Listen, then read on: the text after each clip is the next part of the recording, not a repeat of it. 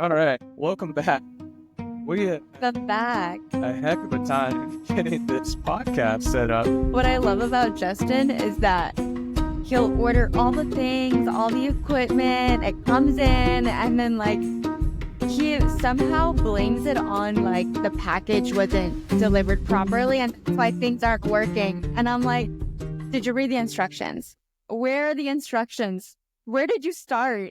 Doesn't matter, it's self-intuitive. It's supposed to just work. But anyways, We made it. it's Valentine's Day, so if you're watching, happy Valentine's Day to you guys. Happy Valentine's Day. But you're not a fan of Valentine's Day. So I have to say, I just feel like it's one of those, what do they call it, Hallmark holidays that are made to sell. We walked into the grocery store this morning and everyone's walking out with, Valentine's stuff. And I'm sure it brought nice joy to those people, but it's like, hey, go and spend money today, So, yeah, I get what you're saying, but I still like to make any excuse to spread more love. So fair enough. But I'm saying instead of Valentine's Day, just do it sparingly, have it sporadically, right? Just throw it in there, fill it with flowers or buy something just because, and not so much, hey, it's the day that I'm supposed to. I got you. All right. So welcome back. Welcome back. Officially, episode 2. Yay. Thank you to our listeners that have been on this journey with us since we first launched a couple years ago. So appreciate you guys catching up with us. Always. And why don't we share a little bit about what people can expect, kind of what our vision is for this season of the podcast. Yeah. Well, so we talked about entrepreneurship is what we're really passionate about. And that's actually what we're going to be talking about today. But we're also going to be chatting about relationship dynamics and wellness, lifestyle. And I don't think we made it clear on our last episode, but we are on YouTube. Yes. So if you want to watch this and interact instead of, find us on YouTube. Yep. So today we're going to be talking about the emotional aspects and financial aspects of entrepreneurship. So let's jump into it. Let's dive in. Why don't we start with the traditional views on success? In particular, today we're talking about success and sort of what that means and feels like. Yeah, and I think it's a term that evolves as you start to have your success or find that level of success that you're looking for. And I know for me, for sure, my idea of success 3 years ago, 6 years ago, 9 years ago is completely changed. So I think it's definitely something to discuss. Yeah, for sure. That's exactly what I was thinking about. Was we've done a podcast episode like this 2 years ago, but we are not the same people 2 years ago, right? No. And so I would really love to dive into the common metrics of success, having more of a traditional perspective on it. So when you think about wealth, status, material possessions, I guess traditionally, how did you grow up thinking success should feel like or look like? Yeah, I think it's just associated just strictly with money. Growing up, my dad, I guess the way he would always refer to things was always money related. Yeah. And so either this person has a great amount of money or that costs a certain amount of money. So it was all how much things are. Yeah. And I know for sure that even to this day, if I asked him a question about something, it would go back to, well, that costs this, or, so I think that's... Do you think that's part of that generation in particular, or do you think that... It's possible. I just think it's how he grew up and, how his parents, my grandparents would refer to money, and that became his relationship with money and success. But yeah, it's interesting. I should ask him what he thinks success is. Yeah. For me, success, it was a little unconventional because I was not pressured to go to college, and I definitely see the benefit of going to college, getting a degree, but it wasn't pushed on to me. And so I didn't have that added pressure of, if I want to be successful, then I need to go to college and get a degree. And it's interesting because with our kids, like, I'm not going to pressure, but I would like for them to experience it. You know, you always want more than what you had, I feel like, as you're having, you know, your own kids. But more importantly, it's what you do with that degree. How do you apply it to your real life? So traditionally, I think college is kind of a big It sounds like for success though, like that's something that sticks out to you is, or maybe something you felt like, well, I didn't go to college and feel a certain way about it. And I would say in my earlier like 20s, I definitely had insecurities about not, you know, going to college. And I remember being in a room where I'm already pretty established, like in the company that I worked for, but I would be placed in certain scenarios with people saying, well, that was like conversation starter. What college did you go to? You know, what did you master in? Like, it was like that validation, and I wasn't getting that. And I felt like definitely insecure and like, I could relate. Yeah. Being on appointments early in my career and having my clients talk about where they went to school and then, ask me directly. And to be completely honest, I was very insecure about like, well, I really, you know, I went to some junior college, but my college was real estate and learned the business. And so now today, like anyone asks me, I'm just like, yeah, actually I did. And I pretty much jumped into real estate right away. And, you know, that was my college experience. So, yeah, I think now actually I'm definitely sensing that people are much more open. And not feeling like they need to push their kids or even judge someone for not going. Because I feel like you hear a lot more stories now about entrepreneurs, especially where they dropped out of high school or they didn't get a full, you know, college education, and you know, they're very successful. I think it's just the system that we were brought up into. Like, you know, it goes back to some programming that, you know, things were done a certain way for a very long time, and that was socially acceptable. Same thing, you know, having a child before marriage and all of these things that the norm, you know, are not so much the norm anymore. And it's starting to become much more socially acceptable to not pressure your kids to go to school or pressure them to do what you want them to do. For sure. Allow them to guide themselves. Yeah, no, that is so, so true. And so we touched on, you know, what our upbringing was like with what success should look like and feel like. Now, how do we actually define success? What does that look and feel like to you now? Yeah, I think it's a target, you know, but I think it's so hard because being in the middle of building a business that it's just like, that's something we absolutely love. It's like the success, it's continuing to level up for me, but also like just being happy with what you do. You know, it's such a simple concept, but I know there's a lot of people that aren't exactly happy with what they do for their job. Right. So their job, I feel like when it starts to feel like a job, when it starts to feel like a job, then it really doesn't feel like you're doing something you want to do. Right. And I don't think many people refer to things they like as a job. Right. It sounds like it's a duty. It's a duty, like you're obligated to do this. And of course, many of us have been there where we do have a job to, whether that's to gain experience, to obviously pay the bill. It's like a means to an end. Yes. And we are fortunate to have built a business and are continuing to build a business. For what I think about success is the freedom to be able to choose and this idea of designing the life that you want to live. Because I definitely don't want to be working hard and not, you know, living hard. Exactly. Like I'm all about, you know, doing whatever it takes. Because on the other side of that, I get to experience this. And one of the things that I find very, very like dear to my heart is that you and I both take the kids to school every morning. And to me, that's success. Like we are able to craft our schedule that way. And not every morning is pleasant to do it. It's amazing every day. This past week has been a struggle. Yeah. Post fires, trying to drop off the kids, one of them's always happy to go to school. The other one is just dreading it from the moment they even go to sleep. Yeah.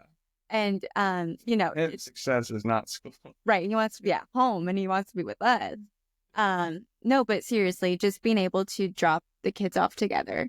And that means a lot. Yeah. It's just the little things like that. But I mean, we are able to carve out time. I think it was last year or late last year, we were able to say like, hey, we're going to go on X amount of coffee dates during the week, and we're also going to meet for lunch. But yeah, that having that domain, that flexibility, I feel like is, in a way, to your point, success. Yeah. It's hard because we are constantly shifting, pivoting, and carving out the time that we need to have, but something comes up and and I just want to say for any entrepreneurs out there, like having a solid support system is very important. And however that looks for you, we have the kids in school. We feel very good about them being there. We have peace of mind. There's an after-school program that we also feel very good about. The school is a core part of our support system. It allows us to do this and continue to build the business. And I also want to touch on the fact that we have someone in our life that is able to coach us through these big life events and how to grow with not just a business, but grow as a couple. So I like to say that I have sort of like a spiritual mentor, and I'm growing in every aspect spiritually and beyond. So whether that's business or personal. And has it been about maybe 6 months or so that you're now joining me on those sessions? Yeah, it's awesome. Bi-weekly. We talk about success, and it's so easy to get in the day-to-day grind of things and not really think about what is it that I want, what is it that I want to create, and how is it all going to come together and harmony. Right. So I think that those sessions are really amazing for me, for us, to really like get to dreaming. And I don't know, like you tell us, for a man to be like totally open to doing sessions like that where it's not very structured, like it's not your norm coaching session. How is that for you? Yeah, I think I've learned the difference between, you've taught me as well as Molly have taught me the difference between the feminine and the masculine. And for any guys that are watching, the difference is like the get stuff done is all masculine. Like that's work, that's like got to do things. And the dreaming aspect is more the feminine. So I think just being open to that and understanding that like there's so much good that comes from the feminine, and it's almost like this is your paintbrush. This is how you can continue to manifest and bring amazing things into your life. And then you need the dominant, masculine energy as well to then get the work done to get you there. So it's been an experience, but I really enjoyed it. Yeah, I'm so happy that you're open to it. And it's already done amazing things for us, both individually and growing together. And on the other end of that, you have a business coach as well. Yes. Who is instructing us on more the masculine side of things, on how to grow the business and how to operate. We have some pretty great mentors in that capacity that will help us to continue to grow, because I think that's a huge thing. Success, at least for me, is mentorship. And having someone that's already done it or already has coached somebody to do it. Yeah. I think because you can have your ego or you can have dreams, but you really can't have them both, because your ego will hold you back so much if you don't allow yourself to feel like someone knows more than me, or Right. someone can actually teach me something. Right. And then also, I think the ego can act as like your protector. And so when you're feeling fearful, your ego is going to be like, no, stay in your comfy zone. Yeah. Don't do it. Like, let's stay safe. Yeah, don't mind that over there. It's a little too uncomfortable for you. Yeah. So I think it's so important to have these core elements to your support system as you're on this entrepreneur journey where there's going to be a lot of ups and downs, and we'll get into more of the downs and the risks. Yeah. But another person that we kind of added to the village that for you is your, I guess your personal trainer. Yeah, I was gonna say, what do you call it? Because I feel like personal trainer. nutrition, yeah, like more holistic, but like on the food and workout. Yeah, I think that it's been the key element moving into this year is, I feel great. I'm down, I think 17 or 18 pounds, and I'm just eating clean. Really, I got educated on what is actually in the American people's food. Yeah. Want more information on it, you can hit me up. If you don't, it's okay. Ignorance is bliss. No judgment. I was ignorant to, all of the things that are being put in our food for a really long time. But, I do care about the longevity of my life and our life and our children. And so, with that in mind, I decided to really make this the healthiest year I've ever, embarked on. And wow, I don't think I ever heard you say that. Yeah, we've been missing the coaching calls. Hearing it here first.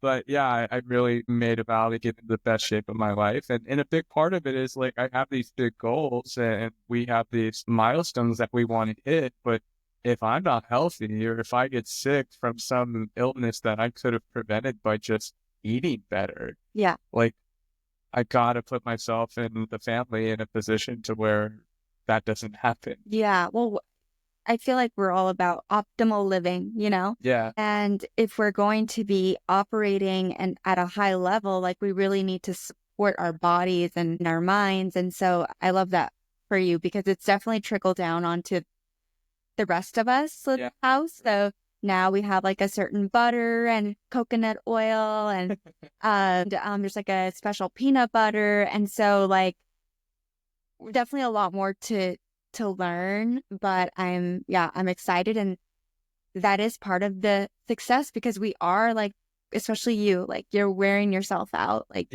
definitely need to keep you around. Well, it's your infant too. It feels everything. And it's just like if you have a premium sports car and you fill it up with the lowest level gas, it's probably not going to perform the same way. That's so true. That's so true. Also, for me, like when I do my walks in the morning, I love it because I'm out in nature, and nature is so grounding for me. Yeah. And then I consume a really great podcast. Nice. I try and multitask on the walk, So, and then of course, solid core is something I've been loving. Yeah. So I think you got into solid core must have been 8 to 10 months ago, maybe a year. Yeah, it's actually, I think it's been a year. Yeah. Take us on that journey, because you're like a machine and you're obsessed with it, but it's not easy, guys. I went when I was out of shape. I'd like to go again. Yeah, you should. I want you to come. So that. I want you to come. But it's not easy. Like even as someone who's strong, like it is hard. Yeah, this is the hardest thing I've ever done, and it only gets harder. Yeah. It doesn't get easier. But I love it because I'm a class girly. Like I don't thrive in the gym by myself. I need guidance. I need to be in a group with people, and I'm kind of naturally competitive. So I want to feel like I'm doing the best. You are. I go to like the arcade or something. You're not playing. Yeah. So go in that room. Lights are down. Music's up. Energy's high. The door is closed. There's no way you're getting out. Like you're in it the whole time, and there's no breaks. They don't cue breaks. So someone is coaching you constantly, and I love it because it's not just about the workout, but it's about, they use a lot of life stuff in there too. And so I mean, that's like the highest level of accountability while working out. Yeah. I think mine is kind of like I have my workout in front of me and I know what I got to get through in the time that I have. Yeah. So that's my accountability. Yeah. Yeah. I can only imagine if the coach was like, let's go. Right. Yeah. Yeah. Different. Yeah. It's something that I'm loving, and I am continuing on that journey and see where it goes. But this is the first thing that I've stayed committed to and consistent with as far as working out for this long. So it sounds like if I can kind of start to circle back, we talked about health, success with health. Yeah. About what we just said. We talked about success, what it means to us, and what it's now meaning to us, what it means to us growing up, and now what it means to us. But it seems like it's really well-rounded and multi-pronged. Yes, definitely. I did want to say, even if you're not an entrepreneur, and say you have, a really good job, and you still should think like an entrepreneur. And hear me out. I think complacency kills as well. And so even if you have a great employer and you love where you work, I'm not saying go and switch jobs every chance you get to make more money. But I know if I were in a 9-to-5 situation, I certainly would be having resumes out, and seeing what else is out there, because there's nothing stopping you from seeing what someone will offer you, and they might see a different worth in you, and then potentially going back to your superior and saying, hey, listen, this person over here is willing to offer me this. How am I supposed to turn it down? Yeah. If that person values you, they will try to find a way to keep you, even if it doesn't lead to a 15% raise over here and only 5 here. You should always be looking to make the best of your situation. Yeah, I think that's super important, and it's mindset, right? So like you said, complacency kills, and if you think you're kind of just stuck here, there's nothing really pushing you out of your comfort zone, and you need to find that constant like hunger, like what's next. For sure. And I think that's why we're like really going all in on being entrepreneurs, is because we are constantly like feeling like we want to improve. We're hungry. looking to grow. Yes. For sure. Well, and like we said, what does success look like to you? It looks different to a lot of people. Exactly. But one thing that I really wanted us to touch on are the financial risks of running your own business. Yeah. And not fun at all. Sure. I think the first way that I found this out the really hard way is when you're a real estate agent. I was by myself as a realtor and independent contractor, right? That's the term. If you run your own business, you're an independent contractor. And there's some amazing things about being an independent contractor if you're being guided by the right people. Yeah. But if you don't know about them, then you're over here and you have to mess around and find out. Yes. Yeah. So, the first year I remember making, the first year after making around, a little in excess of $100,000 as an independent contractor, I saw the tax liability and I was like, whoa, okay, that's crazy. Mm-hmm. And being as busy as I was, I kind of just didn't look into like, what else can I be doing to not pay so much? Right. And so the next year comes around. Yeah. Well, and then I feel like we kind of get in this constant cycle of gotta find the next deal, because you feel the pressure of the liabilities, but you're like, if I start not putting time towards that and actually start to look into what I need to do, like that's going to take me away from potential business. So it's a constant loop, but go on. I feel like we've learned a lot for sure. Absolutely. Yeah. And so, make more money the next year. It was like, okay, something's got to change. And so, long story short, if you're a realtor out there, you 1000% should be running out of an S corporation. It's just the easiest way to make sure that you don't get hit with massive tax gains. And I'm sure, this is not tax or financial advice. You definitely should talk to somebody about that. But what I'm saying is it's risky in that sense. If you don't know what you're doing, you can put yourself in a pretty big hole pretty quick. Yeah.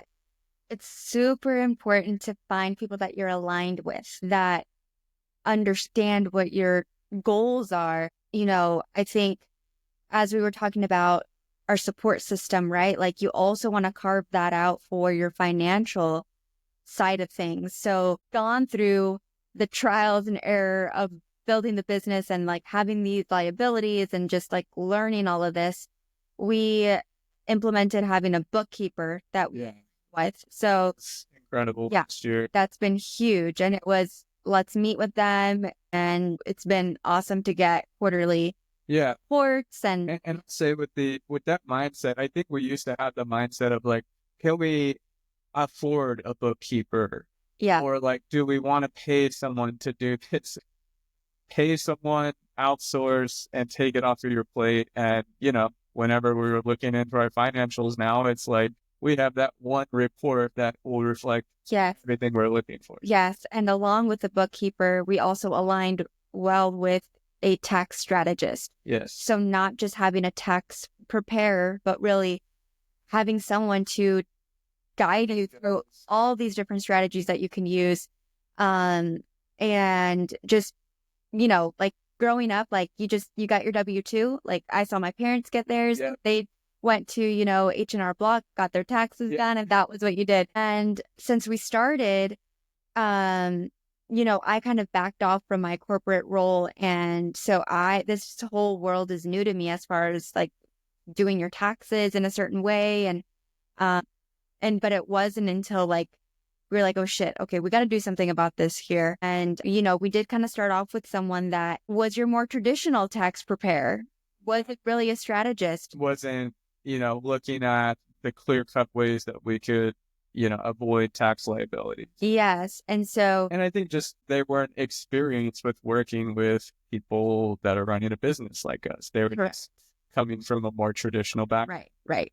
So moral of the story is if you're on this, entrepreneur journey, it's important to find people that you align with and not just someone that says that they can do something for you, that you really take the time to vet them out. And it may feel hard to do now, to do your research and to have that call and to do the things, but with uncomfort comes growth. With discomfort comes growth. Yes. All right. Well, with that said, yes. That puts a bow on this episode. We appreciate you guys. If anything we said resonates, let us know in the comments or, hit us up. Definitely on Instagram. Yeah, Instagram at brandy.borges and at Justin Borges LA Realtor. And find us on YouTube at the Borges Podcast. But we would love to see what success looks like to you guys. So tag us and we'll catch you guys next time. See ya.